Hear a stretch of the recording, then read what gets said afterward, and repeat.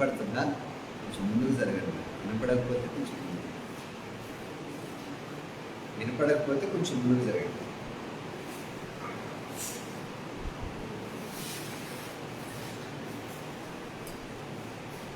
ముందుకు వేసుకోండి చైర్స్.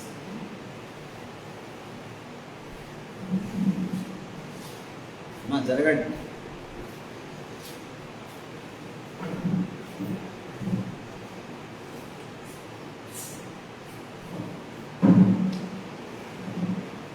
కానీ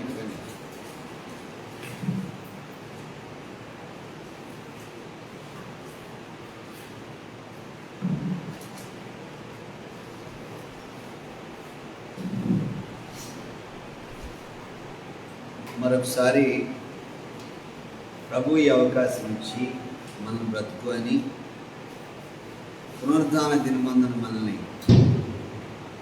తీసుకొచ్చిన నమ్మదగిన దేవుడు. మరొకసారి దేవుని మందిరాన్ని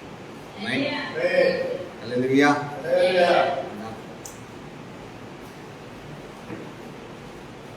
మనము గమనించాల్సిన విషయం ఏంటంటే, దేవుని పనులు చేస్తేనే మనం పరలోక రాజ్యానికి వెళ్తాం. ఇంతకుముందు చాలాసార్లు చెప్పాను దేవుని యొక్క పని యొక్క విలువ. మరొకసారి దేవుడు ఇంకేమైనా సరి చేసుకోవాల్సిన ఏమైనా ఉంటే మనకి మరొకసారి వాక్యం ఒకసారి చూపించమని చెప్పారు ప్రేయర్ చేస్తుంటే. ఆ వాక్యం మనం ఒకసారి చదువుదాం. యెషయా గ్రంథము, యెషయా 5వ అధ్యాయం 12వ వాక్యం 3వ లైన్. యెహోవా పనిని యోచింపరు. వినబడిందా? యెహోవా పనిని యోచింపరు. తర్వాత కింద లైన్లో ఉంది, ఆయన హస్తకృత్యములను లక్ష్య పెట్టరు. అండర్లైన్ చేసుకున్నది. యెహోవా పనిని యోచింపరు. యోచించడం అంటే ఆలోచింపరు. యెహోవా పనిని ఆలోచింపరు. ఆయన చేతితో చేసిన పని, హస్తకృత్యములు అంటే చేతితో చేసిన పని ఏముందండి చెప్పండి గట్టి. హస్తకృత్యములు అంటే చేతితో చేసినాయి కదా. ఏంటి చేతితో చేసింది?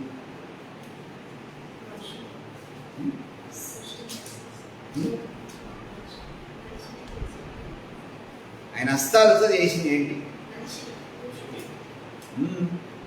అదే, నిన్ను ఎలా తయారు చేశానో, నిన్ను ఎలా రూపుదిద్దానో, ఏ అవయవం ఎక్కడ ఉంటే బాగుంటుందని చెప్పేసి నిన్ను ఎలా నిర్మించానో అసలు నువ్వు ఆలోచించు. హల్లెలూయా. నువ్వు ఆలోచించవు. స్పిరిట్ తగ్గించు. నిన్ను ఎలా నిర్మించాడు దేవుడు? ఆలోచించు. అసలు నువ్వు ఎలా నడుస్తున్నావు? నీ ఉనికి ఏంటి? అసలు నీ ఉనికి ఏంటి? అసలు నువ్వు ఎలా భూమి మీదకి వచ్చావు? నిన్ను ఎలా దేవుడు తయారు చేసి భూమి మీదకి పంపించాడు? ఆలోచించవచ్చు. లక్ష్య పెట్టారంటే అర్థం ఏంటండి? లక్ష్య పెట్టరు. యోచింపరంటే ఆలోచింపరు. లక్ష్య పెట్టరంటే గురి నిలపరు అని. ఆమేన్. హల్లెలూయా. అంటే నీ మీద నువ్వే గురి నిలపట్లేదు. నీ మీద నీవే ఎలా దాన్ని, అసలు నన్ను ఎలా తయారు చేశాడు దేవుడిని, ఎలా తల్లి గర్భంలోకి వచ్చాననేది ఆలోచన నీకు రాదు. అందుకనే దేవుడు ఏమంటాడంటే, దేవుడు చక్కని మాట దేవుడు సెలవిస్తాడు. ఇదొక వాక్యం. దేవుడు ఇలా మాట్లాడుతున్న మాటలు మనం గుర్తుపెట్టాలి. సో చదువుతాం బైబిల్లో నుంచి. ఇర్మియా గ్రంథము 48:10వ వాక్యం. First line. ఇర్మియా గ్రంథం 48:10వ వాక్యం. First line.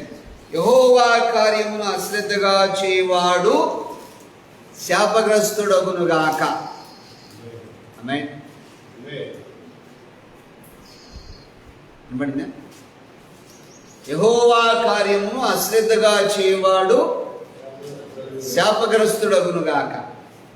ఇక్కడ యెహోవా పనిని యోచింపరు. మరి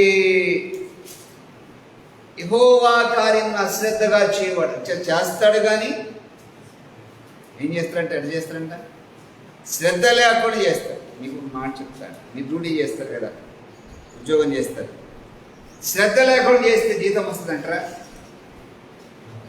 వస్తుందా? మీ యజమాని తిట్టుకుంటా చేశారనుకో, ఆకాశ పక్షుల మాటలు విని యజమానికి తెలియజేస్తారు.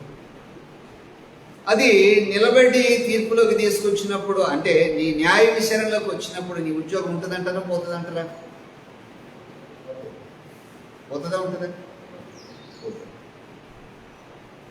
అంటే ఒకటి మీరు గమనించండి, నిన్ను పిలిచిన దేవుడు సజీవుడు, నిన్ను నిర్మించిన వాడు సజీవుడు, నీ ప్రాణమును అనుక్షణము కాపాడుతున్నవాడు సజీవుడు, నీ ప్రాణమును అనుక్షణము కూడా ఆరోగ్యము కలిగి ఉండేలాగా చేయవాడు సర్వోన్నతుని దేవుడు, ఆయన సజీవుడే. ఆమేన్, హల్లెలూయా. మరి ఇలాగ దేవుడు నిన్ను నిర్మించి, ఇలాగ నిన్ను తయారు చేసి నిర్మించి స్థిరపరుస్తున్నప్పుడు యేసు ప్రభు గురించి ఎందుకు అలాగ నువ్వు అనాలోచనతో ఉండి ఆయన పని గురించి అశ్రద్ధగా చేస్తావు?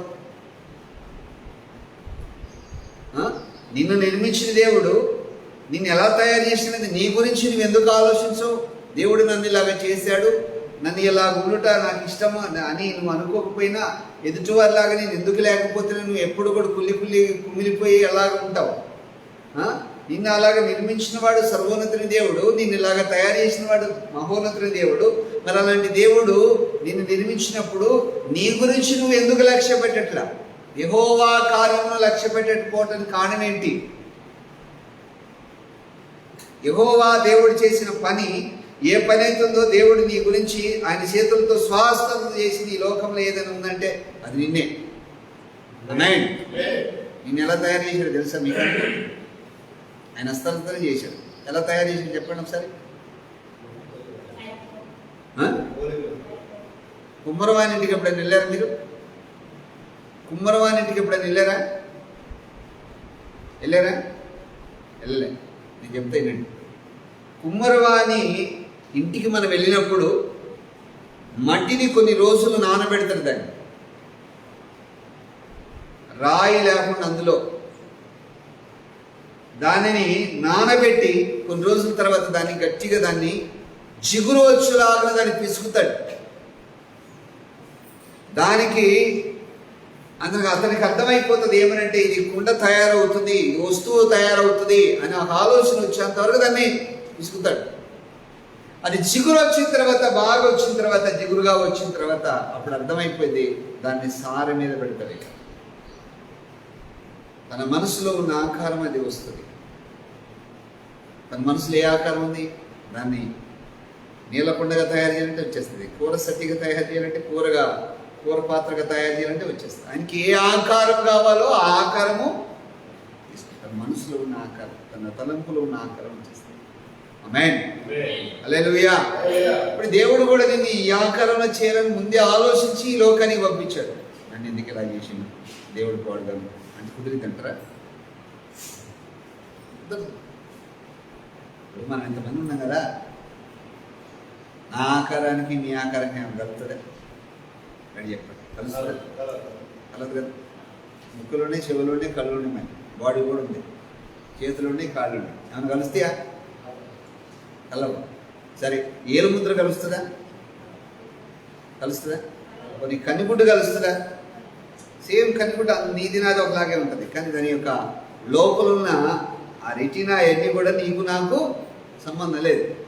నువ్వు ఎంతమందిని పరీక్ష చేయగాక నీలాగా ఎవరు కూడా ఉండరు. కాకపోతే పోలికలు కొంచెం కలుస్తాయేమో కానీ రూపురేఖలో అస్సలు. అంటే దేవుడు టాలెంట్ చూడండి, నేను నిన్ను తయారు చేసిన విధానము చూస్తే నువ్వెందుకు లక్ష్య పెట్టట్లేదని దేవుడు ఆలోచిస్తున్నాడు. ఆమేన్. ఇంకో మాట చెప్తా. కుమ్మరివాడు మట్టిని తీసుకెళ్ళేటప్పుడు ఫస్ట్ మోకాళ్ళ మీద వంగుతాడు, మోకాళ్ళ మీదకి వస్తాడు. మోకాళ్ళ మీదకి వచ్చి దాన్ని పిసికి పిసికి పిసికి పిసికి ఆ తర్వాత లెగ్స్. అలాగే నిన్ను తయారు చేసేటప్పుడు దేవుడు వంగాడు, మోకాళ్ళ మీదకి వచ్చి ప్రార్థన చేశాడు. నేను ఏ ఆకారం కావాలో ఆ ఆకారంలో తీసుకొచ్చుకున్నాను. ఆయన అనుకూలమైన ఆకారంలో తెచ్చుకున్నాను. ఆయన తలంపు ప్రకారం నేను తెచ్చుకున్నాను. ప్రజలో హల్లెలూయా. మీకు అర్థమైందా? నేను నిర్మించేటప్పుడు మోకాళ్ళ మీదకి వచ్చి ప్రార్థన చేసుకుని మోకాళ్ళ మీద ప్రార్థన చేసుకుని అన్నింటినేమో మాటతో చేశాడు. ఇదగులుగా ఆక నిలబడి మాట తెచ్చాడు, నిలబడి మాట ఇచ్చాడు, అయిపోయింది. కానీ నీ దగ్గరకు వచ్చాక మోకాళ్ళ మీదకి వచ్చాడు, పని చేశాడు, కష్టపడ్డాడు. ఆయన నీ విషయంలో కష్టపడ్డాడు. మరి నీ విషయంలో దేవుడు కష్టపడితే నీవు దేవుని విషయంలో ఎందుకు కష్టపడవు? ఆమేన్. అర్థమవుతుందా? నీ విషయంలో దేవుడు కష్టపడ్డాడు. నువ్వు ఈ స్థితిలో ఉండటానికి నిన్ను నిర్మించిన వాడు సర్వోన్నత దేవుడు. నీ గురించి ఈ రూపురేఖలతో నేను తయారు చేయాలనుకున్న దేవుడు నీ గురించి దేవుడు ఇంతగా చేసినాడు. నీవు ఎందుకు ఆయన పని గురించి నువ్వు ఆలోచించాలి? ఇంత ప్రమాదం. చదువు బైబిల్లో ఫిలిప్పీయులకు రాసిన పత్రిక, ఫిలిప్పీయులకు రాసిన పత్రిక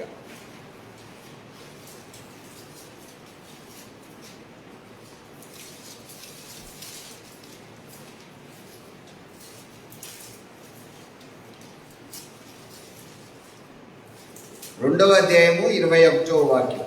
అందరూ తమ సొంత కార్యములనే చూస్తున్నారు కానీ యేసుక్రీస్తు కార్యములను ఎవరు చూడరు. 3 అర్థాలు ఉన్నాయి ఇందులో. ఒకటి, యెహోవా పనిని యోచింపరు. అంటే అర్థం ఏంటి? యోచింపరు అంటే ఆలోచింపరు. ఇర్మియా గ్రంథం 48 10వ వాక్యంలో ఏముంది అక్కడ? యెహోవా కార్యమును అశ్రద్ధగా చేయవాడు శాపగ్రస్తుడు. అంటే ఒకళ్ళు యోచింపరు, ఇంకొకళ్ళు అశ్రద్ధగా చేయవారు. ఫిలిప్పీయులకు రాసిన పత్రికలో ఏముంది అక్కడ? అందరూ తమ సొంత కార్యములను చేస్తున్నారు కానీ యెహోవా అనగా యేసుక్రీస్తు కార్యములను చూడరు. చూడరంటే అర్థం ఏంటండి?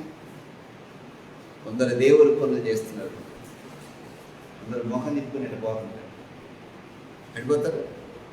చూస్తే పలకరిస్తే, చూస్తే ఏమన్నా రమ్మంటాడేమో అని అక్కడ పనిచేసే వాళ్ళు కానీ దైవజనులు కానీ రమ్మంటారేమో అని చెప్పేసి ఈ త్రోవను రాకుండా వేరే త్రోవ గుండా వెళ్ళిపోయే వాళ్ళు ఉన్నారు.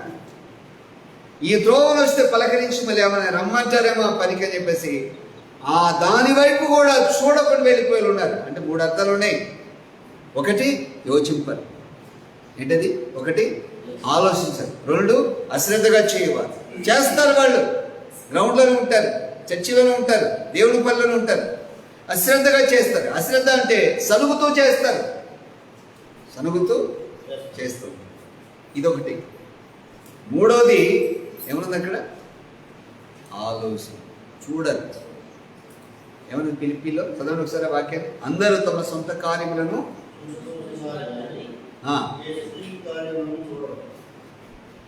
ఎవరి కార్యాలు చూడరంట? చూడండి, గమనించండి. నీ ఇంట్లో ఏదైనా తక్కువైతే ఇమీడియట్గా వెళ్ళిపోతావు షాప్. నీ ఇంట్లో ఏదైనా పొదువు ఉందనుకో, ఎలా తయారు చేయాలి, ఎలా తీసుకురావాలని ఆలోచిస్తాం. మీరు కిచెన్ రూమ్లో ఉంటారు కదా, కిచెన్ రూమ్లో ఉన్నప్పుడు అశ్రద్ధగా చేస్తే ఎలా ఉంటుంది?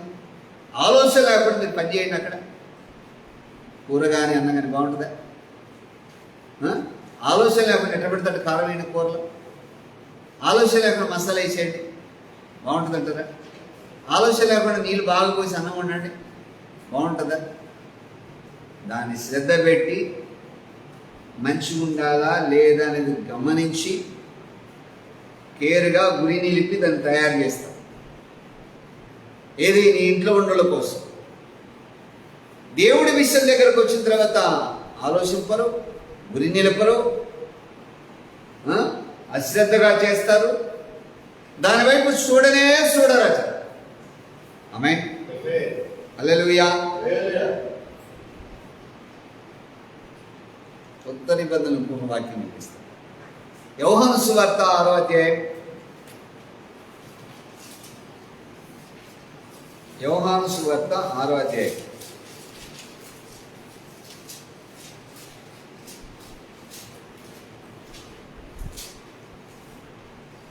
యేసు ప్రభు 5 రొట్టెలు 2 చిన్న చేపలు తీసుకొని 3 రోజులు బట్టి నా దగ్గర ఉపవాసం ప్రార్థన చేశాను కదా అని చెప్పేసి వాళ్ళకి పంచిపెట్టాడు. ఆయన ప్రార్థన చేస్తే కడుపారా తినేలాగా వాళ్ళకి పెట్టేశాడు. ఆ తర్వాత ఆయన వేరే ప్రాంతానికి వెళ్ళిపోయారు. వేరే ప్రాంతానికి వెళ్ళిపోయిన తర్వాత మరునాడు అనే బైబిల్లో రాసింది. ఆమేన్.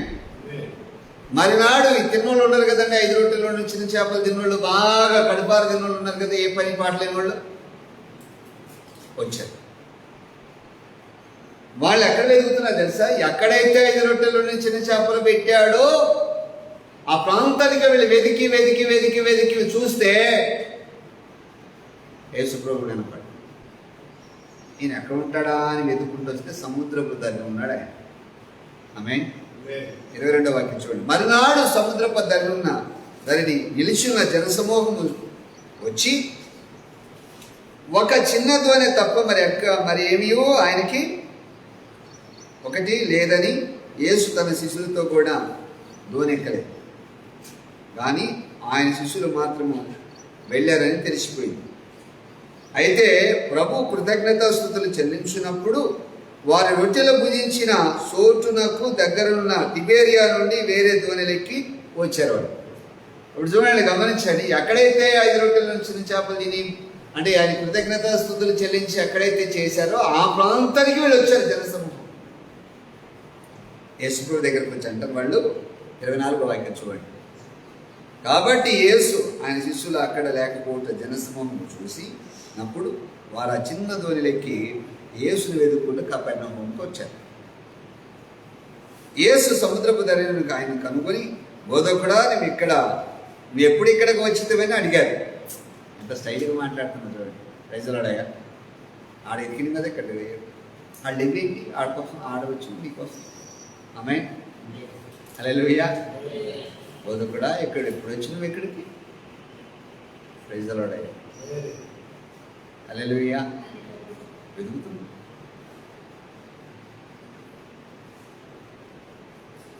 ఈరోజు నీ వాక్యం ఉంటున్నాను. యేసు ప్రభు దగ్గరకు వచ్చి మాట్లాడుతుంటే ప్రభు అంటాడు అక్కడ, యేసు మీరు సూచనలను చూచుట వలన కాదు కానీ రొట్టెలను భుజించి తృప్తి పొందుటకేనా వెతుకుతున్నారు. ఏం తినడానికి వచ్చారంటాడు? మరి చెప్పాలి. ఏం తినడానికి వచ్చారు?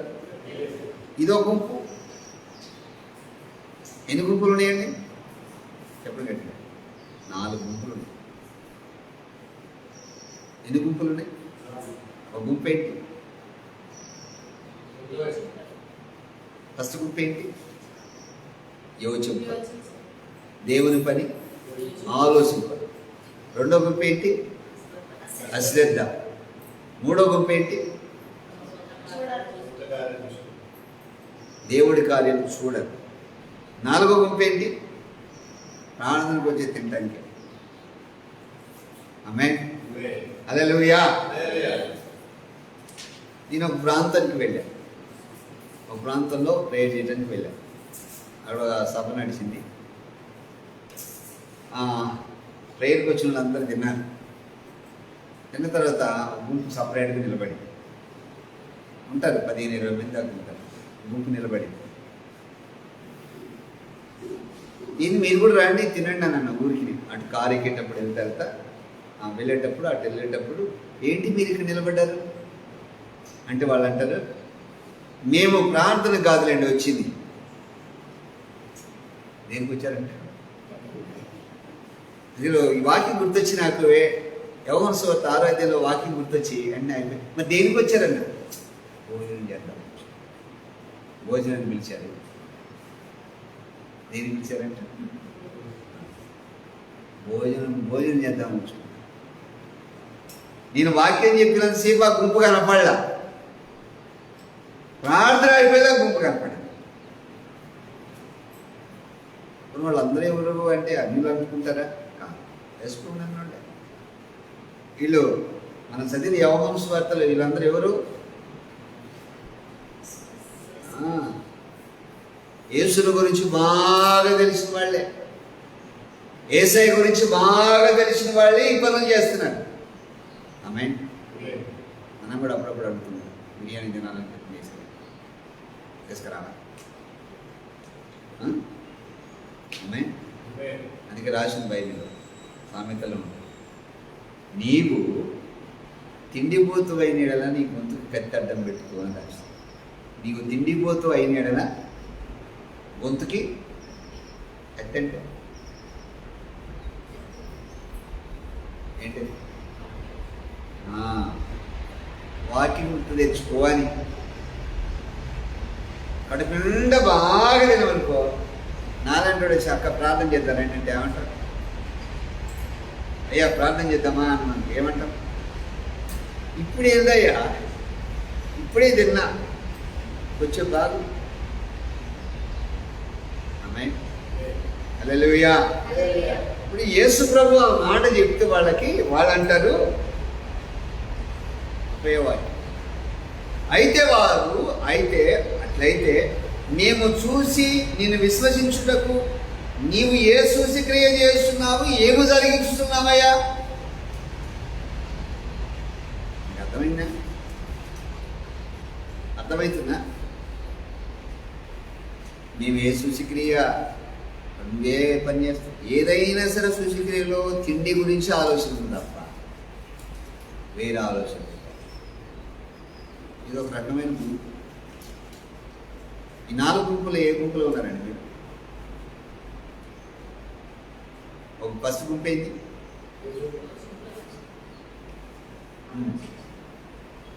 సారీ, 5 గుంపులు వస్తాయి. ఒకటి, ఆయన హస్తకార్యములను లక్ష్యము పెట్టరు. ఫస్ట్ యోచింపరు, తర్వాత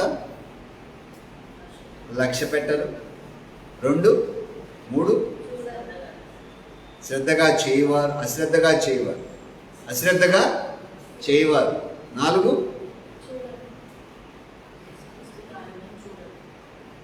చూడరు, 5 ఏంటి? తినేవాడు. యేసుని కేవలం వెంబడించడం ఏంటంటే ఇండికే. ఆమేన్. మీరు ఎక్కడ దాకా ఎందుకండి?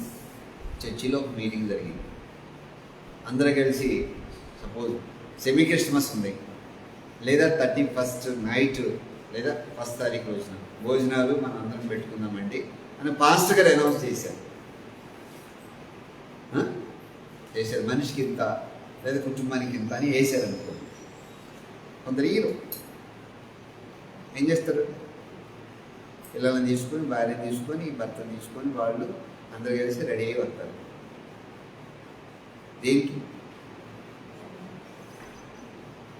ఈయన మనసులు ఇచ్చిన వాళ్ళు ఎవరుకుంటారు తెలుసా? అడిగితే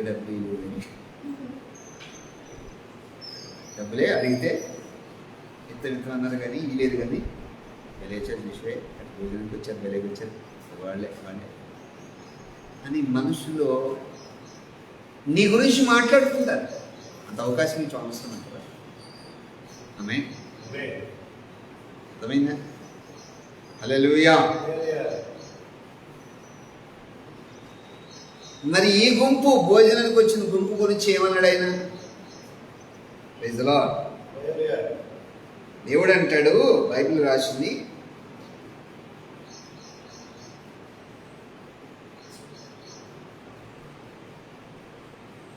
ముప్పై 31వ వాక్యం చదువుతుంది చూడండి. 31వ వాక్యం చదవండి. 6:31 యోహాను సువార్త.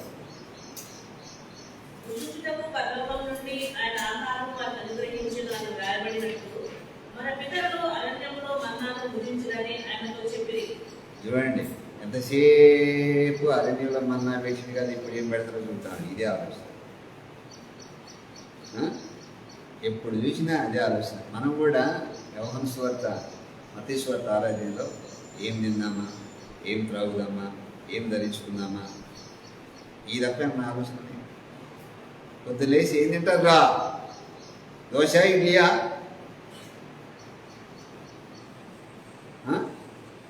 పొద్దు లేచిందే కనీసం. సాయంత్రం కాగానే భోజనానికి ముందు ఏమైనా స్నాక్స్ ఉన్నాయా? ఏమైనా ఉన్నాయా? పొద్దున్న లేచిన కాడి నుంచి ఎన్నిసార్లు అంటామో ఏం తిందామా, ఏం తాగుదామా, ఇదే ఆలోచన. ఇంకా బైబిల్ చెప్తుంది, నీకేం కావాలో దేవుడు నీకు అన్నీ సమకూరుస్తాడు టయానికి. ఆమేన్. ఆ టయానికి అన్నీ సమకూరుస్తాడు. వస్త్రము కంటే దేహం గొప్పదని అనడం లేదు యేసయ్య. ఆహారం కంటే నీ ప్రాణం గొప్పదని ఎన్నిసార్లు దేవుడు చెప్తుంటాడు ఆ మాటలు. మనం లేచిన దగ్గర నుంచి, పొద్దున లేచిన దగ్గర నుంచి ఏం తిన్నామా, ఏం తాగుతామా, ఇది తప్ప వేరే ఆలోచన లేవు. అందుకని బైబిల్ చెప్తుంది, నీ గురించి లక్ష్య పెట్టు, దేవుడు నిన్ను ఎలా తయారు చేశాడు. యెహోవా పని గురించి లక్ష్య పెట్టు, ఆయన పని అశ్రద్ధగా చేయు. ఆమేన్. నీవు నీ సొంత కార్యాల మీద మనసు పెడతావు, దేవుడి కార్యాల వైపు చూడనే చూడు. మరి అలాంటిది దేవుడు నీ గురించి మాట్లాడుతున్నాడంటే నీ మీద ఎంత గురి నిలిపాడు ఒకసారి ఆలోచించే. ఇక్కడ అందుకే బైబిల్ అంటున్నాడు, వాళ్ళ గురించి మాట్లాడుతూ సెలవిస్తున్నాడు. అక్కడ చదువుదామా, 66వ వాక్యం, యోహాను సువార్త 6:66 వాక్యం. అప్పటి నుండి ఆయన శిష్యులు అనేకులను వెనుకదీశాడు, మరెన్నడను ఆయన వెంబడించాడు. కాబట్టి యేసు మీరు కూడా వెళ్ళిపోవాలని ఉన్నారా అని 12 మందిని అడిగాడు. అనేకులు, ఆమేన్, ఎంతమంది అంటే అనేకులు యేసు ప్రభుని విడిచిపెట్టేస్తారు. శిష్యులు అనేకులు ఆయన్ని విడిచిపెట్టేశారు. మిగిలిన 12 మందిని అడుగుతున్నాడు, మరి మీరు కూడా ఏమైనా పోవాలని ఆలోచన నన్ను విడిచిపెట్టి నేను పోవాలి. అందుకే వాళ్ళు గొప్పవాళ్ళు అయిపోయారు. అందుకే వాళ్ళు గొప్ప. నీ స్థితి ఏంది నువ్వు తెలుసుకో, నీ పరిస్థితి అంతా కూడా నువ్వు తెలుసుకో. యేసునందు భయభక్తులు కలిగి ఆయన సన్నిధిలో ఎదురు చూస్తూ ఆయన కొరకు బ్రతుకు. నిన్ను నిర్మించువాడు కునుకడు, ఎన్నడను నిద్రపోడు. ఆమేన్. యెషయా గ్రంథము 5వ అధ్యాయం 19వ వాక్యం. ఇలా ముందుకుంటే ఈ గుంపులు ఏమంటారు తెలుసా? 19వ వాక్యం, ఆయనను త్వరపడనిమ్ము, మేము ఆయన కార్యమును చూసినట్లు ఆయనను దానిని వెంట చేయనిము. ఇజ్రాయేలు యొక్క పరిశుద్ధ దేవుని ఆలోచన మాకు తెలియబడినట్లు అది మా ఎదుట కనబడనిమ్ము. ఎన్నిసార్లు తెలపాలి నీకు? ఎన్నిసార్లు అని చెప్పాలి నీ గురించి? నువ్వు ఇలా ఉండాలి, అలా ఉండాలి, ఎన్నిసార్లు చెప్పాలి? మళ్ళీ అడుగుతున్నారు. ఏమని అడుగుతున్నారు వాళ్ళు? అసలు ఆయన ఆలోచన ఏంటి? ఆయన కార్యం గురించి, ఆయన కార్యాల గురించి ఆలోచన ఏంటి? ఆయన అద్భుతాలు సూచక్రియల గురించి ఆలోచన ఏంటి? అసలు ఏంటి మనకు తెలిపాలి. ఎన్నిసార్లు చెప్తారు? కొందరంటే నాకేమైనా చెప్పినవా అని ఇలా మాట్లాడుతూ ఉంటారు. కానీ బైబిల్ చెప్తుంది, మరొకసారి చదవండి వాక్యాన్ని, ఆయనను త్వరపడనిమ్ము, మేము ఆయన కార్యములను చూసినట్లు ఆయనను దానిని వెంటనే చేయనిమ్ము. ఇశ్రాయేలు దేవుని యొక్క పరిశుద్ధ దేవుని యొక్క ఆలోచన మాకు తెలియబడినట్లు. నువ్వు చూపించా యెషయా, ఇది తెగ గుంజుకున్న నరాలు లేకపోతే ఈ వాక్యాలు చెబుతున్నాయి. కానీ మనకి తెలిపోయే చూద్దాం. యెషయా ఇజ్రాయేల్ ప్రజలు అంటున్నారు, ఏదో ఆయన ఆలోచన చెప్పి చూద్దాం. ఆల్రెడీ ఒక పక్క నుంచి చెబుతూనే ఉన్నారు, సమస్త ప్రవక్తలందరూ కూడా చెప్తూనే ఉన్నారు, దైవజనులు చెప్తూనే ఉన్నారు, కానీ వినరు. మళ్ళీ అంటారు కొత్తగా వచ్చి, ఏమన్నాడు ఆయన? ఆమేన్. హల్లెలూయా. మన మధ్య ఒకరికి దేవుడు ఆలోచన ఏంటి వాళ్ళ గురించి చెప్పారు. వాళ్ళ హస్బెండ్కి చెప్పారు, మళ్ళీ భార్య ఫోన్ చేసి తెల్లారి ఏం చెప్పారు?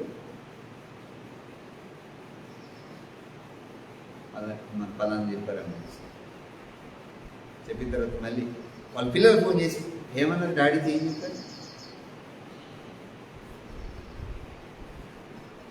ఒకసారి మీరు ఆలోచన చేయండి. ఇంట్లో ఒకళ్ళకి చెప్పిన తర్వాత అది గుర్తుపెట్టుకుని మనం అందరం కలిసి కూర్చొని ముచ్చరించాలని. పదే అడిగితే ఏమవుతుందో తెలుసా? ఇక ఎట్లే ఉంటుంది, ఈ గుంపులాగా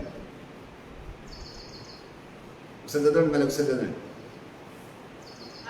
ఆయనను త్వరపడనిమ్ము, మేము ఆయన కార్యములను చూసినట్లు ఆయనను దాని వెంట చేయనిమ్ము. ఇశ్రాయేలు పరిశుద్ధ దేవుని యొక్క ఆలోచన మాకు తెలియబడినట్లును అది మా ఎదుట కనబడింది. మళ్ళొకసారి చెప్పయ్యా, మళ్ళొకసారి చెప్పయ్యా, రిపీట్ అడుగుతుంటే ఆయన ఆమె నిలబడి చూస్తాడు. ఇంకో మాట చెప్తాను, ఒక అమ్మాయి మ్యారేజ్ విషయంలో దేవుని చిత్తం కాదు, వెయిట్ చేయండి అని చెప్పారు. వాళ్ళనే పంపిస్తారంట, వాళ్ళే వస్తారు, మీరు తిరగొద్దు అని దేవుడు చెప్పారు. ఆగాలి కదండి.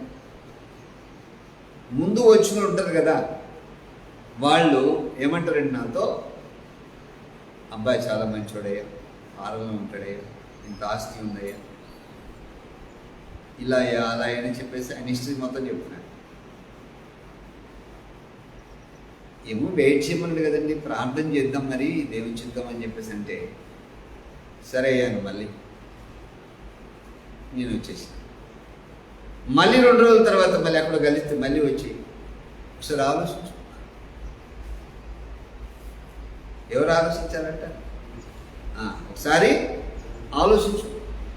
దేవుడు ఆలోచన మళ్ళీ ఒకసారి అడిగాయి. ఎన్నిసార్లు అని అడగాలి? ఎన్నిసార్లు అని అడుగుతావు? ఆల్రెడీ ఒక పక్క నుంచి చెప్తూనే ఉన్నాడు, యోచింపట్లేదు, లక్ష్యం ఉంచట్లేదు, నా వైపు చూడట్లేదు అని పదే నీ గురించి మాట్లాడుతూనే ఉన్నాడు.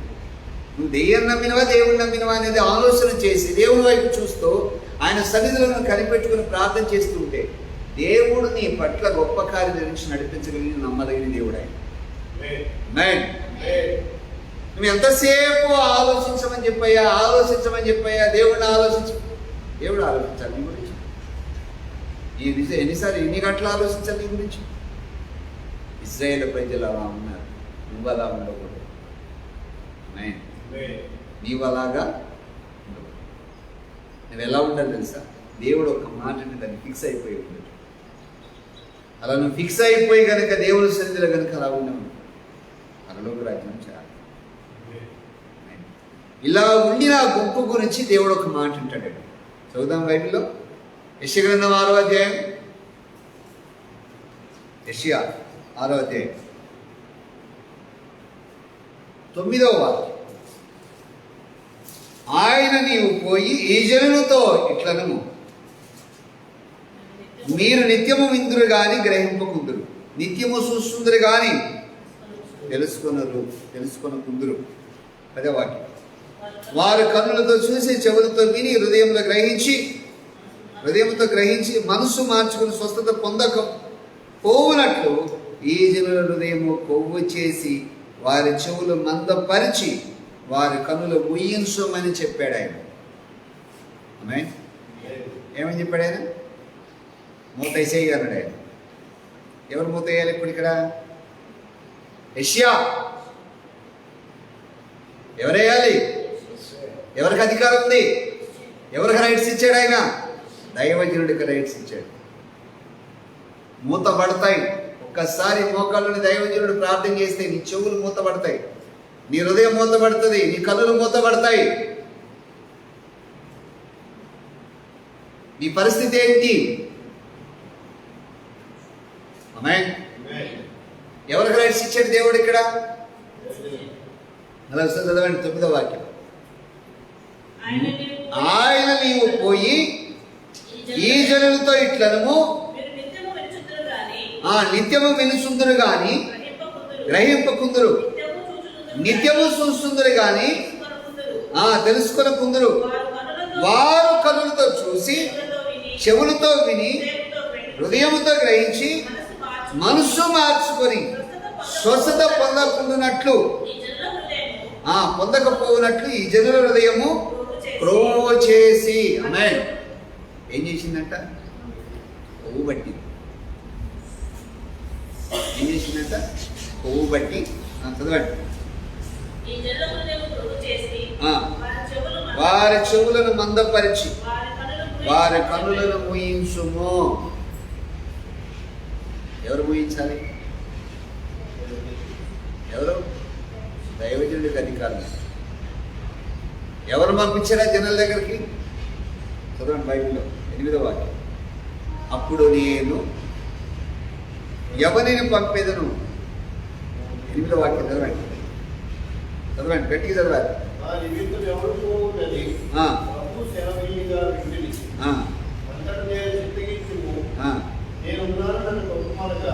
చాలండి. ఎవరైనా దైవజనుడైన యెషయా, ఎవరైనా దైవజనుడైన యెషయా మాట్లాడుతున్నాడు. నేనున్నానయ్యా, నన్ను పంపించు అన్నాడు. పంపించిన తర్వాత ఏ రైట్స్ ఇచ్చి పంపించాడు దేవుడు? అక్కడ మోయించు, మరి చెవులు మోయించు. హృదయం కొవ్వు చేసింది. ఏం చేసిందంట? కొవ్వు చేసింది. కొవ్వు చేసే ముందు ఏం చేశారు వాళ్ళు? గ్రహింపుకున్నాను. 9వ వాక్యం ఉంది అక్కడ. ఏముంది అక్కడ? నిత్యం సుందరి కానీ గ్రహింపుకున్నారు. నిత్యము చూస్తున్నారు కానీ ఇప్పుడు నేను చెప్పానా? చూడని వాళ్ళు ఉన్నారని చెప్పానా? ఫిలిప్పీలో లక్ష్య పెట్టిన వాళ్ళు, లక్ష్య పెట్టమంటే గ్రహించిన వాళ్ళు ఉన్నారా? గుంపు కూడా ఉన్నారు లేదా? ఆలోచించిన గుంపు ఉంది, తెలుసుకోవాలని గుంపు, ఆలోచించి తెలుసుకోవాలని గుంపు ఉంది. ఉందా ఆ గుంపు కూడా బైబిల్లో? ముందే చెప్పాను మీకు. ఈ గుంపు ఉందా? ఈ గుంపులన్నింటికి దేవుడు చేసే పరిష్కారం ఏంటంటే చెవులు మూతేస్తాడు, కన్నులు మూతేస్తాడు, హృదయం కొవ్వు చేసి గ్రహించుకున్నా ఉండేటట్లు మూతపడిపోతాయి. నువ్వు మారు మనసు పొందుదామన్నా, స్వస్థత పొందుదామన్నా, ఏ రకంగా ఏ విషయంలో దేవునితో తిరుగుదామన్నా నీకు క్లోజ్ అయిపోతుంది. నీ డోర్ ఏమవుతుంది? క్లోజ్ అయిపోతుంది. నీ డోర్ క్లోజ్ అయిపోతుంది, నీ ద్వారం క్లోజ్ అయిపోతుంది. నీ పరిస్థితి ఎలా ఉంటుంది ఒకసారి ఆలోచించు. నీ పరిస్థితి ఎలా ఉంటుంది ఒకసారి ఆలోచించు. అందుకొరకు ఈ గుంపుల కోసం దేవుడు ఏం చేస్తుంది తెలుసా? ఫుల్ రైట్స్ దేనికి ఇచ్చాడు తెలుసా? చదువుతాం బైబిల్. యెషయా గ్రంథము 5:14. అందుచేత 5:14 యెషయా. అందుచేతనే పాతాళము గొప్ప ఆశతో ఆశ పెట్టుకొని అపరిమితముగా తన నోరు తెరుచుకుంది. ఎక్కడ తెలుసుకుందంట? పాతాళం నోరు ఉన్నట్ట లేదంట? అక్కడ చెప్పండి, ఉందా లేదా? నోరు తెలుసుకుంది. కింద కింద వారిలో గనులు ఉన్నారంట, సామాన్యులు ఉన్నారంట, ఘోష చేయవారు, హర్షించువారు, హర్షించువారంటే హర్షించడం అంటే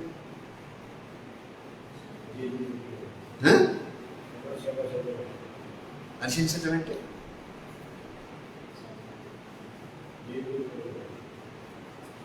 ఏందిరా, ఏం హర్షిస్తుంది ఏందిరా అనరా? హర్షించడం అంటే సంతోషం. హర్షించడం అంటే ఘోషించువారంటే ఏడ్చేవాళ్ళు. ఎన్ని గుంపులు ఉన్నాయి అక్కడ? గనులు ఉన్నారు, సామాన్యులు ఉన్నారు, ఘోష చేయవారు ఉన్నారు, హర్షించువారు. మొత్తం పడిపోతారు అక్కడ. అందుచేత ఏముంది అక్కడ? మీరు జాగ్రత్త సుమా. నేను అడిగాను ఈసారి. ఆల్రెడీ చాలాసార్లు ఇలాంటి వాక్యాలు కొన్నిసార్లు చెప్పుకుంటా కదయ్యా. చెప్పాను కదా, మళ్ళీ ఎందుకంటే ఇది డిఫరెంట్ ఉంది. కొద్దిగా చెప్పాను. ఏమైనా తేడా ఉంటే మార్చుకుంటారు వాళ్ళు. వాళ్ళందరూ నాకు కావాలి. వాడు మీరందరూ యేసయ్యకి కావాలి. మీరందరూ యేసయ్యకి కావాలి. మార్చుకుంటారట, మార్చుకుంటారేమో చెప్పు. ఎందుకు చెప్పాను? అర్థమైంది మీకు? వీళ్ళందరూ ప్రార్థన చేసేవాళ్ళే. ఏం చేసేవాళ్ళు? యేసుని ఫాలో అయ్యాళ్ళే. నీ బ్రతుకు ఎలా ఉందో ఒకసారి ఆలోచించు. నీ జీవితం ఎలా ఉందో ఒకసారి ఆలోచించు. నేను నిర్మించిన వాడు నీ గురించి అడుగుతున్నాడు. నేను ఎలా నిర్మించాలని ఆలోచించవా అని అంటున్నాడు. ఉరినీలకు వా అని అడుగుతున్నాడు. నా కార్యముల గురించి ఆలోచన చేయవా అని అడుగుతున్నాడు. నా కార్యం నా అశ్రద్ధగా ఎందుకు చేస్తున్నాను అడుగుతున్నాడు ఆయన. నా కార్యం వైపు ఎందుకు ఆలోచించి నా వైపు ఎందుకు చూడట్లేదు? కార్యాలు చూడకుండా ఎందుకు వెళ్ళిపోతున్నాను? ఈ గుంపు అంతటికి, ఈ 5 గుంపులకి దేవుడు నోరు మూసేస్తాడు, చెవులు మూసేస్తాడు, కన్నులు మూసేస్తాడు, హృదయం మూసేస్తాడు. అలానే వాళ్ళకి చెవులు పనిచేయమంటారా? ఏం చేస్తారు? అలానే కళ్ళు పనిచేయవా? ఏం చేస్తారు? హృదయం పనిచేయదా? పనిచేస్తుంది. మనం హెల్త్ ఏమైనా పాడైతే పనిచేస్తుంది, అంతా పనిచేస్తుంది. కానీ దేవుడి విషయంలోనే వాడు పనిచేయదు, చెవులు పనిచేయదు. ఎన్ని వాక్యాలు చెప్పు గ్రహింపుడు, ఎన్ని వాక్యాలు చెప్పు హృదయంలోకి ఎక్కదు, ఎన్ని వాక్యాలు చెప్పు మనస్సు తెరవబడదు. ఎన్ని అద్భుతాలను చేయి నీ ఎదుట, నువ్వు గ్రహించకుండేటట్లు దేవుడు నిన్ను చేస్తాడు. అందుకని మనస్సాక్షి వాత వేయబడిన వారినై దేవుడు వారిని అంధకారంలో వారిని మూసేస్తాడు. ఎందులో మూసేస్తాడట? అంధకారంలో మూసేస్తాడు. ఆమేన్. హల్లెలూయా. ఇంకా గుర్తుపెట్టుకోండి, మిమ్మల్ని మీరు తగ్గించుకొని దేవుని వైపు చూస్తూ, యేసుక్రీస్తు వైపు చూస్తూ, ఆయన సన్నిధిలో మీరు కనిపెట్టుకుని ప్రార్థన చేస్తూ ఉంటే దేవుడు మీ పట్ల దేవుడు ఉపకారం చూపిస్తాడు.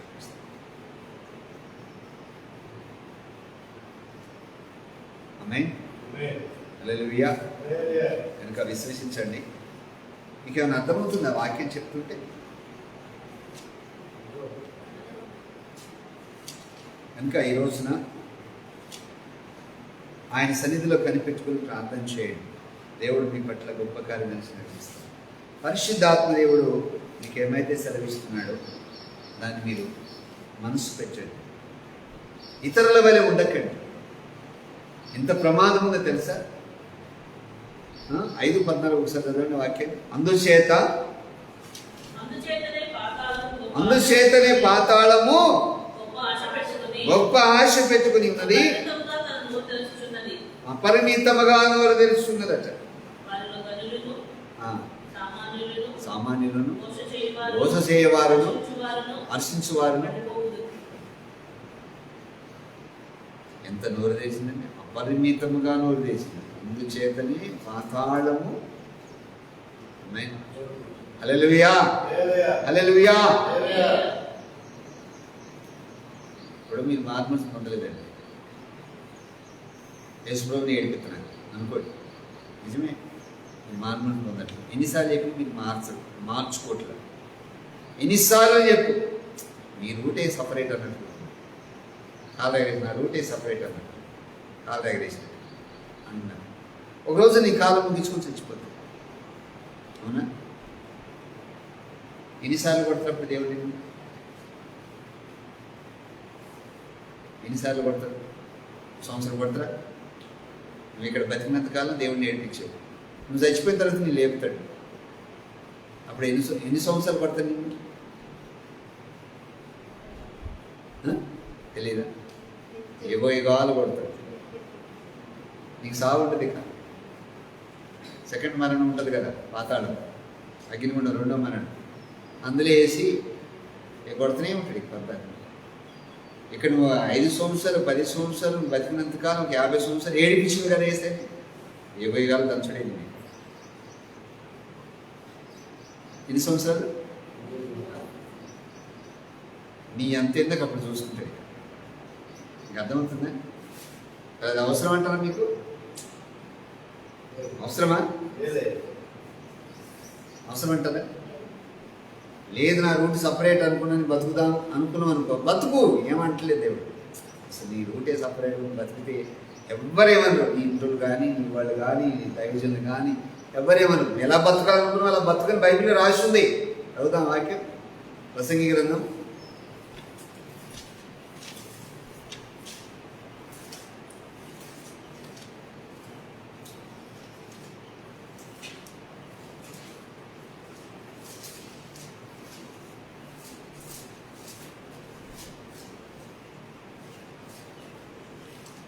ప్రసంగి గ్రంథము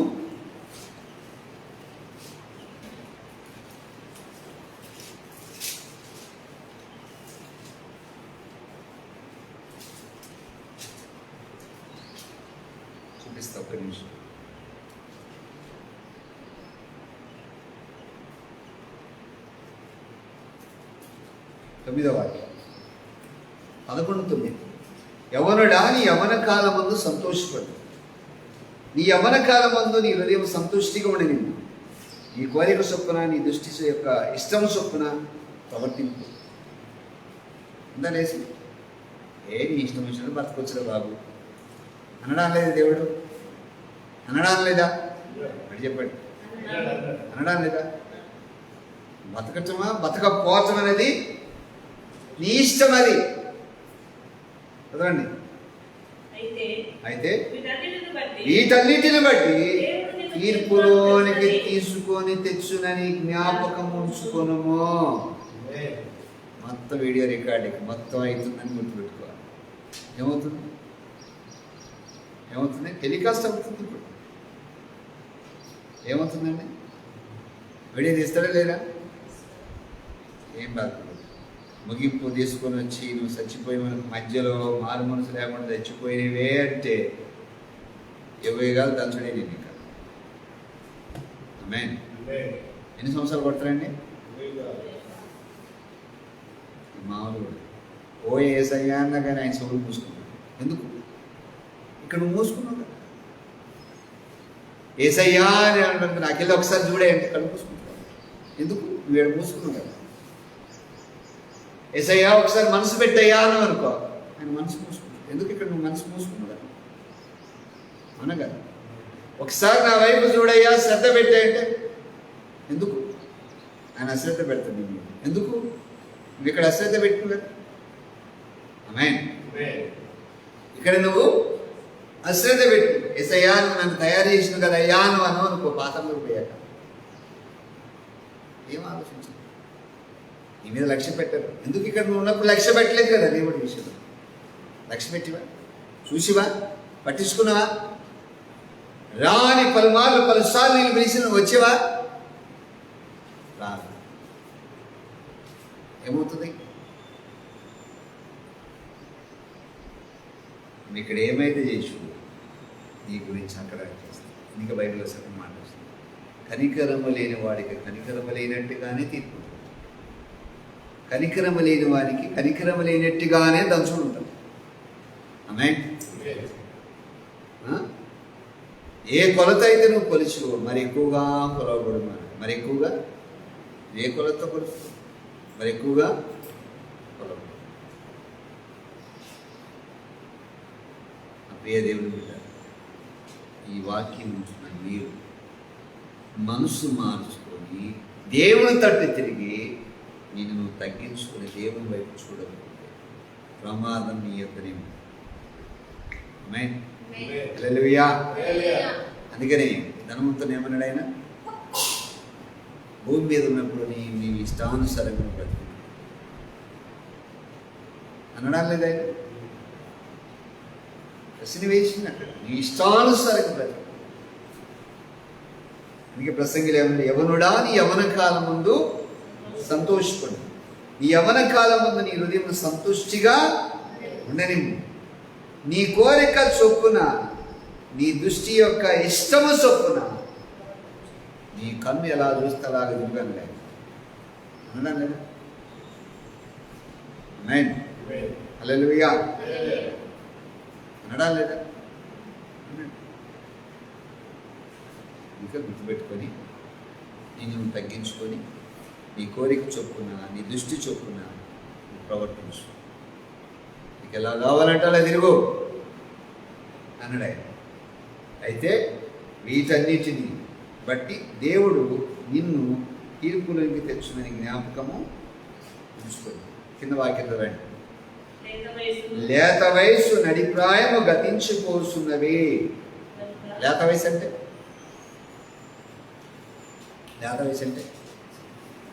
అని చూడండి,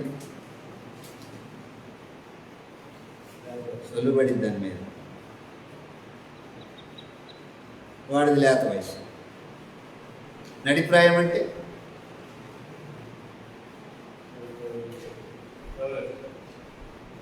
యవనకాలం వేరే. పైన చెప్పండి యవనకాలం దాటిపోతే నడిప్రాయం వస్తుంది, తర్వాత వృద్ధాప్యం వస్తుంది. ప్రజలో ఏమన్నాడైనా? లేత వయస్సు నడిప్రాయము గతించిపోతుంది కనుక నీ హృదయములో నుండి వ్యాకులమును తొలగించుము, నీ దేహమును చెరుపున దానిని తొలగించుకును. దేహం చెరిపేది ఏదండి? మద్యపానం. దేహం జరిగితే లేదా?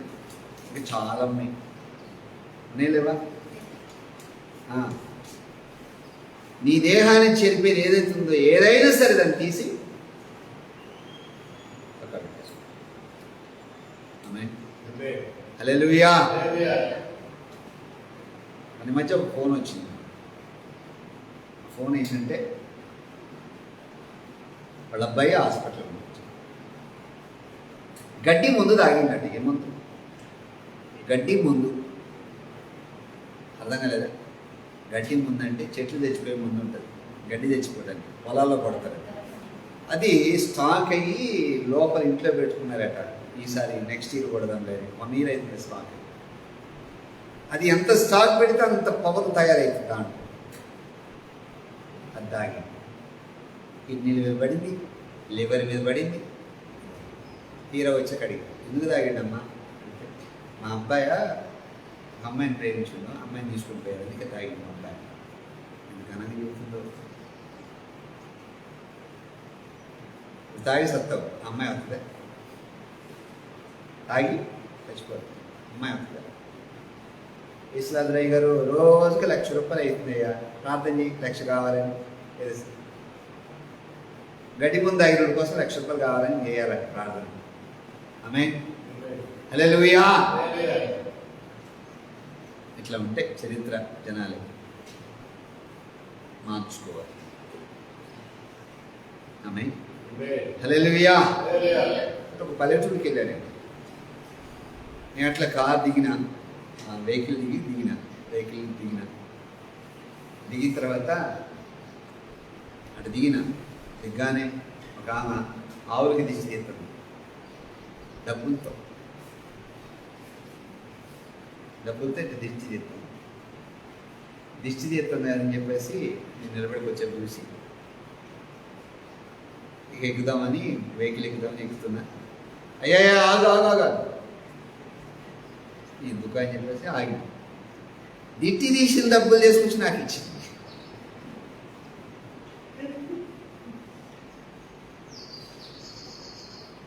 నాకెత్త నువ్వే ఉంచుకోవచ్చు కానీ లేదు, దిట్టి తీసి ఆవు బాగా ఎంత బాగాలేదు కదా, ఆరోగ్యం బాగాలేదు కదా, దీనికి ఆరోగ్యం బాగా, ఆ ఆరోగ్యం బాగున్నంత డబ్బులోకి వచ్చేసింది. ఎందుకు తీసుకోవాలి అంటే ఇప్పుడు డబ్బులు ఏంటి నా దగ్గర ఉండకూడదు. ఇప్పుడు నీ నాశనం అయిపోవాలి.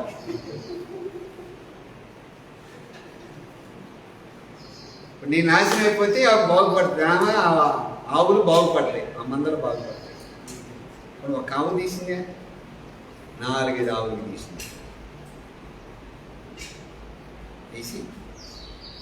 నాకు ఇచ్చింది. మరి నేనేమో నాశనం అయిపోతే ఎట్టండి? నువ్వు నాశనం కావలేదు, నువ్వు బాగానే ఉంటావు. అదేంటమ్మా, నేను మనిషినే కదా, ఆయన నాశనం అయితే ఏమైతే అయ్యా, ఏం కాదులే తీసుకో అని చెప్పేసి నాతో మాట్లాడు. నాతో ఒక పాస్టర్ గారు ఉన్నాడు ఆ టైంలో. ఆయన ఉండి అనగా గోల కలిసింది. నీ కళ్ళకి నేను ఎట్ట కనపడుతున్నా ఏమనుకున్నావు అసలు? పెద్ద గోల అయిపోతుంది. అప్పుడు ఆమె దగ్గర పోయి డబ్బులు నాకు ఇచ్చేయాలి. నేను తీసుకుని దేవుడు పెట్టుకున్నాను. నేను బాగానే ఉన్నాగా. ఆమేన్. హల్లెలూయా. నీకు చిన్న మాట అడుగుతాను, కరెక్ట్గా చెప్పాలని సమాధానం. మీరు బైకో నడుచుకుంటే పోతున్నారు, మీకు దారిలో నిమ్మకాయలు, కుంకుమ, పసుపు అన్నీ కనపడతాయి. దాన్ని తొక్కుంటూ పోతారా, ఎడిదిరిగిపోతారా కంపెనీ?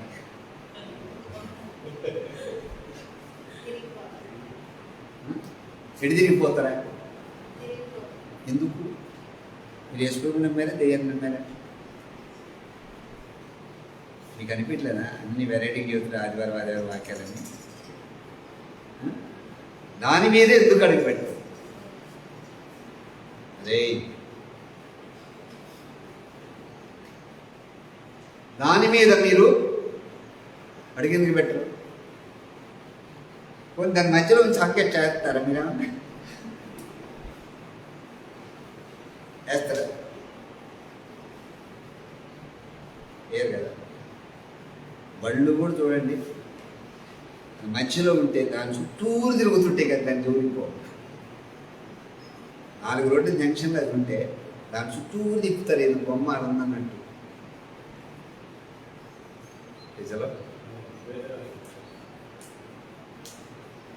గుర్తుపెట్టుకోండి, ఏది ఎంత మాత్రం మీకు హాని చేయదని బైబిల్లో రాసింది.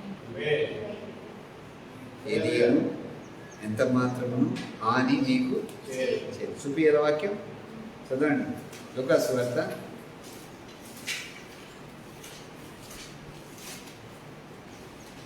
2 వాక్యాలు చెప్పించుకుంటారు కానీ పాటించారు.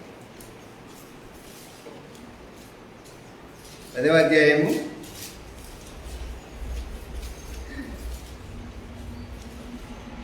9వ వాక్యం. ఇదిగో పాములను తేళ్లను తొక్కుటకు శత్రువు బలవంతటి పైన మీకు అధికారం అని గ్రహించి ఉన్నాను. ఏదేనో మీకు ఎంత మాత్రం హాని ఏదీయును అనడా కొంత అనడా గడి చెప్పాలి. నా వైపు చూడండి. ఏదీయును కొంత మాత్రము, నిజమేనా? ఏదీయును కొంత మాత్రము హాని చేయి అంటే కొంత జాగ్రత్తగా. మరి అది ఎందుకు చెప్పట్లేదు? మరి ఏదీయును కొంత మాత్రము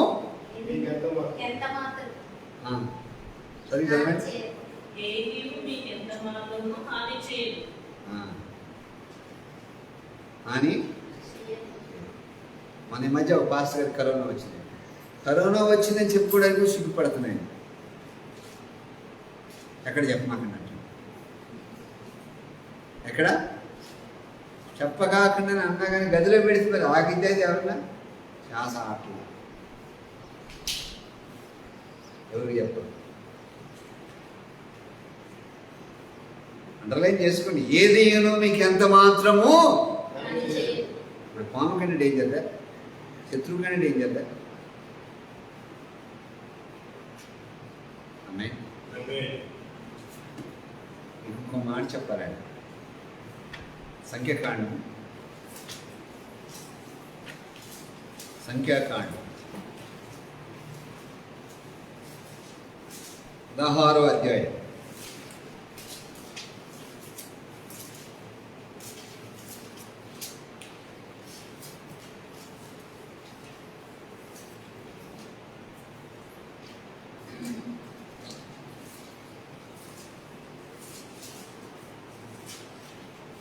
చూడండి 16వ అధ్యాయము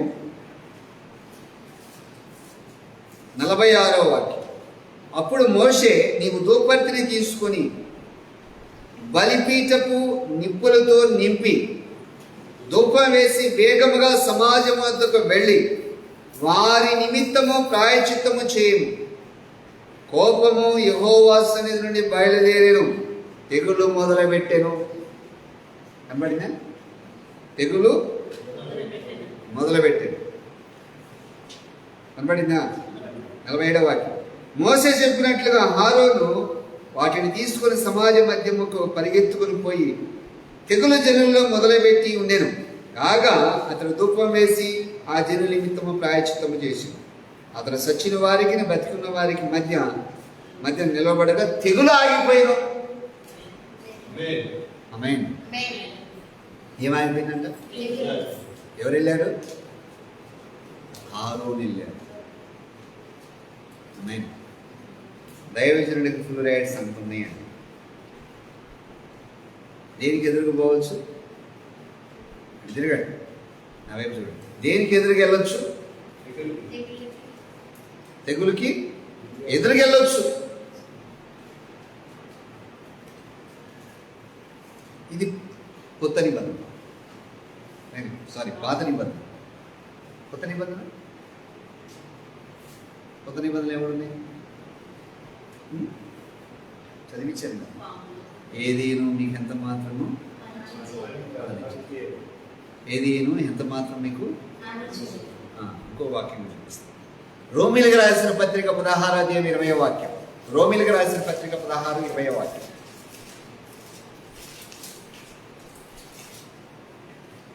రోమిలకు రాసిన పత్రిక 16:20వ వాక్యం. సమాధానకర్తయగు దేవుడు సాతానును మీ కాళ్ళ కింద శీఘ్రముగా దొక్కించు. ఏమంటాడంటే సాతాను నీ కాళ్ళ కింద సంఘం కాళ్ళ కింద ఉంది. ఎక్కడుంది? సంఘము కాళ్ళ కింద ఉంది.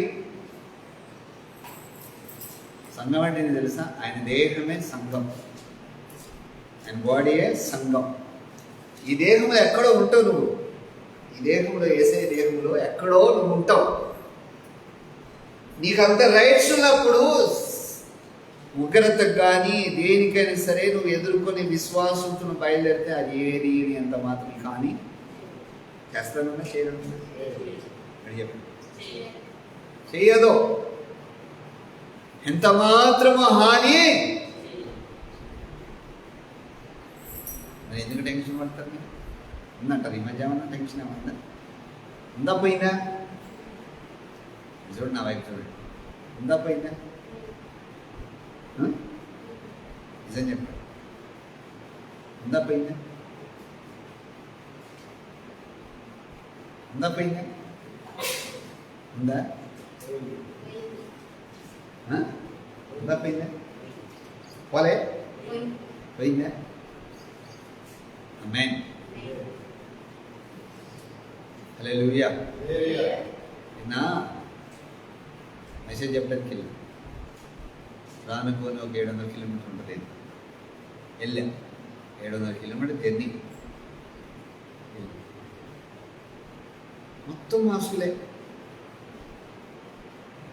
నీళ్ళ కళ్ళు ఒక్కటే కనపడుతుంది. ఏం మనుషులు ఏమో కూడా తెలియని పరిస్థితిలో ఉండిపోయారు. అసలు మొత్తం మాస్కులో ఉంది. అందరూ ఒకసారి మాస్క్ తిన్నాను.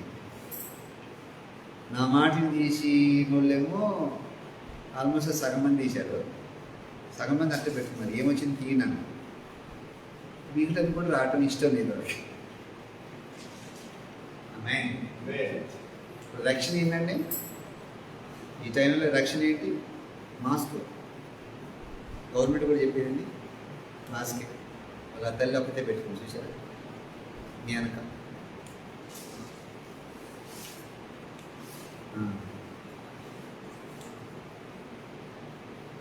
బైబిల్ ఏం చెప్తుంది? ఏదీను ఎంత మాత్రమో హాని చేయదు. విశ్వసించి నమ్మే గురించి దేవుని వైపు చూడండి, ప్రభు మీకు సహాయం చేస్తారు. మీరు టెన్షన్ పడి ఇతరులను టెన్షన్ పెట్టండి. మీరు ప్రశాంతంగా నెమ్మది కలిగి హ్యాపీగా ప్రశాంతంగా ఉండండి. ఇతరులు కూడా అలాగే చేయండి. ఇతరులు కూడా అలాగా చేయండి.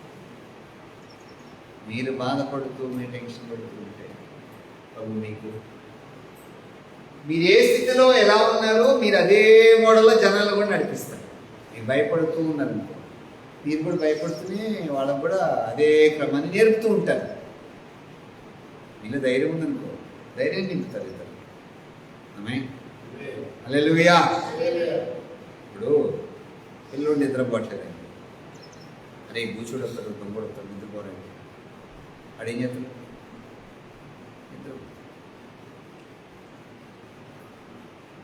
ఈ మాట చెప్పిన లేసే నుంచి నిద్ర కలగ చేస్తారు. ప్రాణం చెప్తా నేను కూడా చేసుకుంటాను నాన్న అంటే వాడు కూడా చేసుకుంటాడు. దొంగడొత్తరం వాడొత్తరం వీడొత్తరం వాడికి భయం కాదు. అదే భయంలో వాడిని నింపెత్తి ఏమైంది? పెద్దవాడే 40 సంవత్సరాలు వచ్చిన దొంగడొత్తరం అమ్మ చెప్పింది, మా నాన్న చెప్పినప్పుడు 40 వచ్చినా 50 వచ్చినా కూడా వాడికి నైట్ లైట్ లేకుండా పోవడం ఇక్కడ. ఇలాంటి పద్ధతిలో ఎప్పుడు కూడా పెంచదు. ధైర్యం కలిగి ఉండాలి. దేవుడిని దీవిస్తాం. ఆమేన్. హల్లెలూయా. హల్లెలూయా. ఇంకా యేసయ్య వైపు చూస్తూ ఆయన సన్నిధిలో కనిపెట్టుకొని ప్రార్థన చేస్తాం. దేవుని సన్నిధిలో కనిపెట్టుకొని ప్రార్థన చేయండి అని మనతో ఉంటాడు. ఆమేన్. ఇంకో మాట చెప్పాలి. మందు తాగుటంలో కూడా ప్రఖ్యాతి మంది ఉన్నారంట. ఇందులో మందు తాగటంలో కూడా ప్రఖ్యాతి గాయించులు ఉన్నారంట. ప్రఖ్యాతి అంటే గొప్పోళ్ళు, దాంట్లో కూడా గొప్పోళ్ళు ఉన్నారు. గొప్పలు ఉన్నారంట. నా మాట కాదు, బైబిల్లో ఉంది. చదువుతాం బైబిల్ 5వ అధ్యాయం యెషయా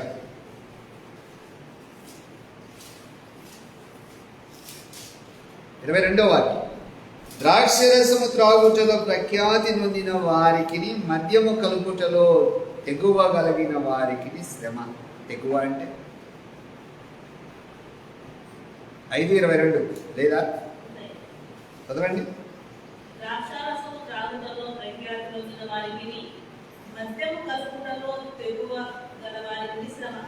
తెగువ అంటే ఏంటండి?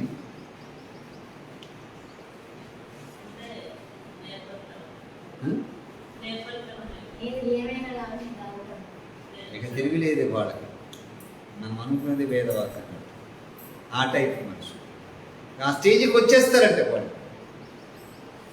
అందుకే వాళ్ళకి శ్రమలు అన్నాడు కింద రాసినట్టు పక్కన.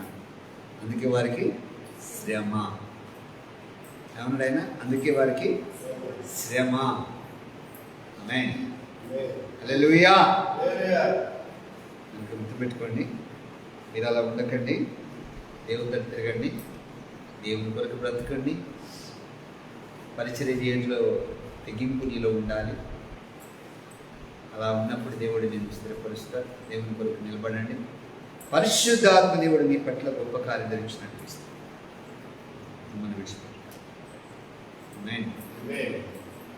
సర్వ సత్యములోనికి దేవుడు మిమ్మల్ని తీసుకెళ్తాడు. ఆమేన్. ఇప్పుడు చెప్పండి, ఎన్ని బుక్కులు ఉన్నాయి చెప్పండి. మొదటిది ఏంటి? లక్ష్యము. ఫస్ట్ది యోచింపరు, రెండోది లక్ష్య పెట్టు, మూడోది అశ్రద్ధ, మూడోది చూడరు, నాలుగోది, ఐదోది తినటానికి వస్తారు. దేనికి వస్తారు? తినడానికి వస్తారు. ఆమేన్. హల్లెలూయా. లోకంలో 3 విషయాలు జరుగుతున్నాయి. 3, 4 జరుగుతున్నాయి చెప్పాను కదా. 4 ఏడిస్తే బ్రతికేది, ఏడిస్తే బ్రతికేది. రెండోది సస్తే బ్రతికేది, సస్తే బ్రతికేది. మూడోది బ్రతికితే బ్రతికేది, బ్రతికితే. నాలుగోది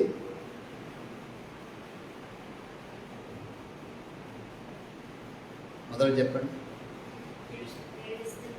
ఏడిస్తే బ్రతికేది. రెండోది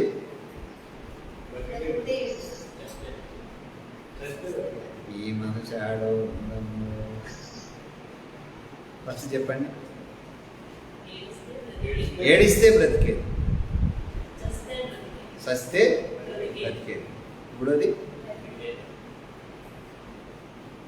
బ్రతికితే బ్రతికేది. నాలుగోది నవ్వితే బ్రతికేది. ఫస్ట్ చెప్పండి. ఏడిస్తే బ్రతికేది సంటి పిల్ల. నీకు పుట్టిన పిల్ల ఉంటుంది కదా, సంటి పిల్ల.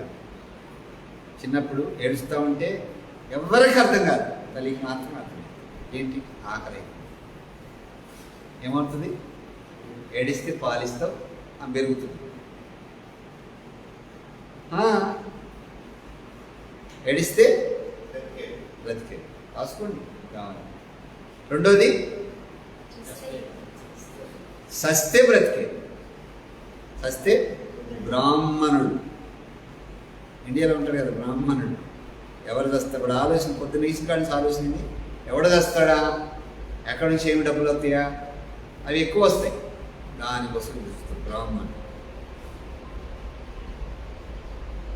మూడోది బ్రతికితే బ్రతికేది డాక్టర్. నువ్వు పేషెంట్ని తీసుకెళ్ళడం నీ పని. బతికితే డబ్బులు ఎక్కువ వస్తాయి, నీకంటే శ్రద్ధ ఎక్కువ పెడతారు. ఐసీలో చూస్తారు బతకరు ఎక్కువ. బ్రతికితే బ్రతికేది డాక్టర్. నవ్వితే బ్రతికేది. వేశ్య. ఎన్ని రోగాలు ఉన్నాయి, ఎన్ని రోగాలన్నా బాడీలో ఉన్నాయి. నవ్వాలి, ఉరుగుతూ నవ్వుతేనే ఆమె బ్రతికేది. నవ్వితే బ్రతికేది వేశ్య. ప్రపంచంలో ఎక్కడైనా సరే వేశ్య నవ్వుతూ ఉండాలి. ఇది ఆమె క్యారెక్టర్. ఈ 4 మించి ప్రపంచంలో ఎక్కడ ఏం జరిగాయి ఏం లేవు. ఉన్నాయంటారు ఎక్కడ వే నడుస్తుంది. హల్లెలూయా. కనుక విశ్వసించండి, నమ్మించండి, ప్రభు మీకు సహాయం చేస్తాడు. పరిశుద్ధాత్మ దేవుడు మీ పట్ల కార్యం నుంచి నడిపిస్తాడు. ఆయన సన్నిధిని కనిపెట్టుకుని ప్రార్థించండి. ఆమేన్. హల్లెలూయా. గుర్తుపెట్టుకోండి, మీరు జాగ్రత్త సుమా, మీరు ఎలా ఉన్నారో గుర్తుపెట్టుకోండి. దేవుడు మీతో కార్యం చేస్తాడు. కృప మీకు అనుగ్రహించబడును గాక. ఆమేన్. Praise the lord.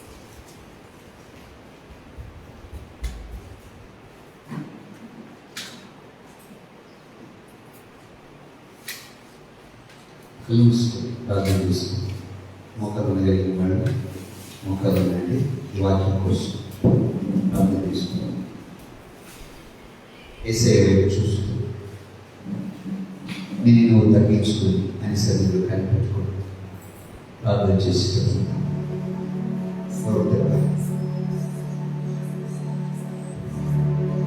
సర్వ సంపదల కానీ నీ జీవితంలో ఎలా ఉందో ఒకసారి సరి చేసుకునే అవకాశం ఏ బుక్లో ఉందో ఒకసారి. ఒకవేళ 4 జరుగుతుంది, ప్రార్థన చేస్తాను.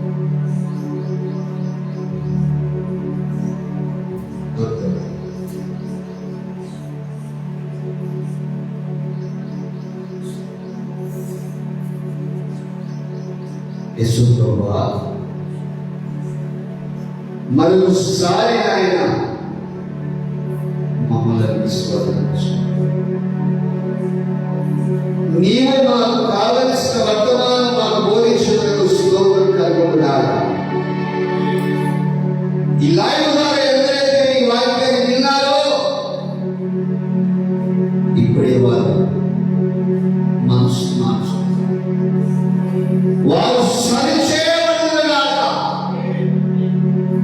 నీ దగ్గరగా నీ వైపు నీ రెక్కల నిలబడి స్థిరపరచు. నీ సన్నిధిలో వారు యోచించి దేవుని కోరుకుంటున్నారుగా నీ కోరుకుంటున్నట్టు స్థిరపరచు. ఈ పరిచర్యను మాకు ఇచ్చి ఈ సేవను సరిహద్దులను విశాలపరుచుగా మాకు ఇచ్చి ఈ పరిచర్య తీసుకోవచ్చు. యేసు నామములో అడుగుచున్నాము.